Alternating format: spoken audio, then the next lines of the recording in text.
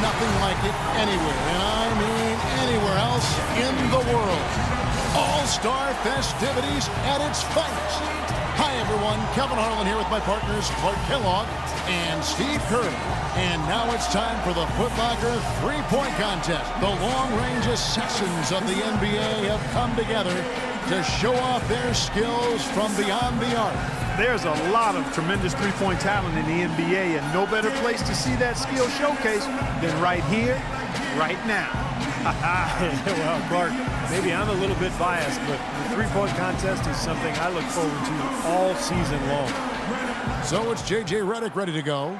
He'll have 60 seconds to try and make his way through 5 racks, each one containing 4 regular balls and then the 2-point money ball. A maximum score is 30 points, Kevin, but you've got to get into a really good rhythm right off the bat. Yeah, exactly. I mean, it's usually pretty easy to tell right away whether a player has it going or not. Guys, most of the time when a player is shooting threes by himself, he's doing it in an empty gym. This is a little different. Actually, it's a lot different. I want to ask you, Steve, was it easy being the center of attention like this? You seem to be a bit of a ham. Oh, really? A ham, Clark? Well, I'll tell you, I enjoyed being part of it. But my first time, I was extremely nervous, and I'm not afraid to admit that. But as I went on in later years, I got more and more comfortable with it. And he's got 15 points when the round ends. That was a nice piece of shooting we saw from him out there. I think things are so much easier when a shooter gets off to a good start, and he certainly did that. The last ball in each rack, the money ball, is such a key in the shootout. I mean, knocking those down makes up for a lot of other misses. And that's why I think you see guys maybe take a split second longer on each money ball. Clark, you'll see them race through the first 4 and then little hesitation, real focus on that last one. Can't get the money ball. Misses for the 4th straight time. He's got 5. Now is 6. Drains the money ball. Now 9 points. He's got 10. Money ball, no good. Finishes with 11. Well, I didn't expect that score to be as low as it was. What about you guys? Yeah, he was totally inconsistent out there. You know, we always talk about guys getting into a rhythm in this event, and he just never was able to do that. And so we'll see. Nicholas Batum. You can't let misses get to you here. There's no time to feel sorry for yourself. Shoot, shoot, shoot, and shoot some more. Yeah, no question. The clock's ticking. You got to forget about your misses. You can't change anything that's behind you. Focus on the next shot and keep moving. 3 down. Now with 4. He's missed all 3 money balls so far. That's 6 points left on the table. 5 points now. 1 last rack remains.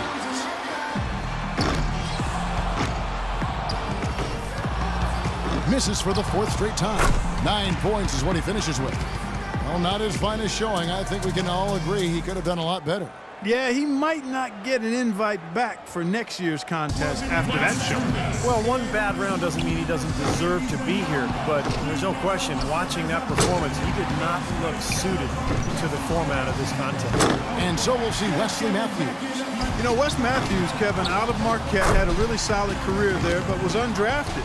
A player who's really solidified himself as a quality NBA talent. I mean, a tough defender, he's a pretty good shooter, can handle it. I mean, there's not anything he doesn't do reasonably well. You remember his dad, Wes Matthews, don't you? Yeah, I do. I remember, those Wisconsin teams cost me a Big Ten championship. Cost us a Big Ten title back in 1980, and Wes Matthews was the culprit. He was the catalyst for knocking us off twice in those games. I am sorry I brought that Yeah, up. you knew what you were doing. I know I you did knew what not. you were doing. Yeah, you knew what you were doing. Steve, help me out here. He doesn't need much. He has to feel confident here. He's sitting at just 9 points as the round comes to an end. That's far below what he's capable of doing when he's on his game. Yeah, he missed a couple in a row early. Then everything looked rushed and hurried, and before we knew it, he missed 9 in a row. And here we go with Freak. It's all about establishing a rhythm early on and then keeping it going throughout the round. Am I right, Steve? Oh, yeah, for sure. If you get off to a slow start in this competition, Clark, you're in big trouble because the clock starts to tick. You start to panic a little bit. You start to rush. You really need to find that groove early, and then you can gain your confidence and let it roll. 2 more to stay in it. He's moving up. That gets him into a third-place tie. That gets him into the 3rd hole and books him a place in the finals. Can't get the money ball. 2nd place. Good for 13. And he wasn't able to finish that last round. 14 points is his total as the round comes to a close. That was a nice piece of shooting we saw from him out there. Kevin, I think he'd be real pleased with that score. I mean, it can always be a little bit higher, but that was plenty good. Yeah, I agree, Clark. He's probably happy with it, not ecstatic, but, you know, he did his job and put up a pretty good number. And so we'll see Eric Bledsoe. He's in a good spot getting to go last. It's no mystery how many points he needs to move on. With 11 points, he can advance on. A great shot here. Not the highest score. Tough stuff. 7 more points and he'll move on. Could only get 1 shot to fall off the rack. He needs 6 points more to advance. Now with 6. Money ball, no good. That's 7. 3 more points to advance. And he's done. Out. Yep, he won't have enough to make the next round. Nope, just wasn't falling for him here tonight. 8 points is all he ends up with there. Well, I didn't expect that score to be as low as it was. What about you guys?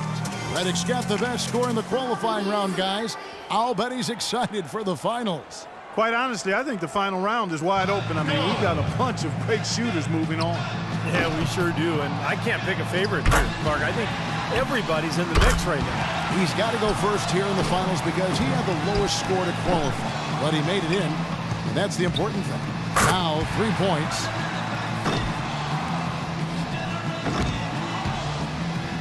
Four points. Can't get the money ball. He's got 5. 6.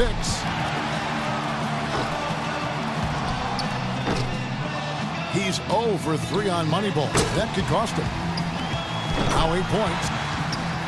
Now 9 points. Wow. Good rack right there. 4 points total. Finishes with 11. There was just something off about him in that round. I guess one way to look at it is that he was just in his discomfort zone in that round. You know, Clark, no need to even put it into words. We could all see how unsettled he was. That did not go well from the start. And here we go with 3. You know, it means so much to get off to a fast start in this competition. More often than not, as the first few racks go, so go the rest. Yeah, it's a weird competition, Clark, because guys are not used to doing this during the season, taking so many shots in such little time. So the quick start is imperative for your confidence and for your rhythm. 2 more to tie it up. 10 points on the board.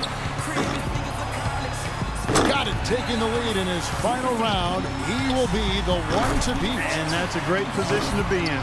Well, he's really feeling good right now. A ton of confidence. He's 4 for 4 on money ball. 17 on the board. Finishing strong. That makes it 4 straight for him. Couldn't finish it off, but still put up an impressive number. He racks up 20 points in the round.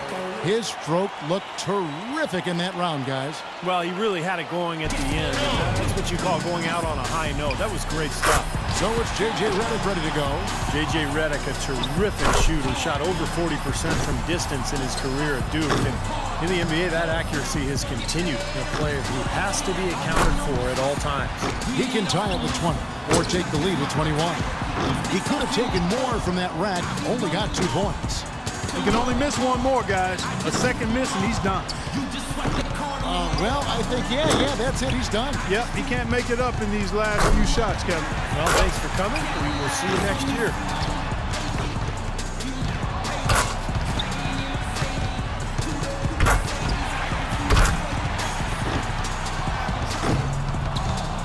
He's got 12 points to show for his efforts there. That's far below what he's capable of doing when he's on his game. I guess one way to look at it is that he was just in his discomfort zone in that round. You know, Clark, no need to even put it into words. We could all see how unsettled he was.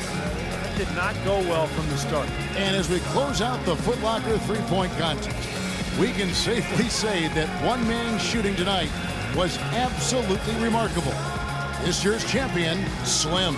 Another terrific year for the three-point contest and another terrific champion. Yeah, I think everyone here is still a little bit in awe of the display of shooting he put on tonight. And the drama, the excitement, this year's three-point contest had it all. And it was our pleasure to bring it to you. For myself, Kevin Harlan, and my partners Clark Kellogg and Steve Kerr, thank you, everyone, and good night.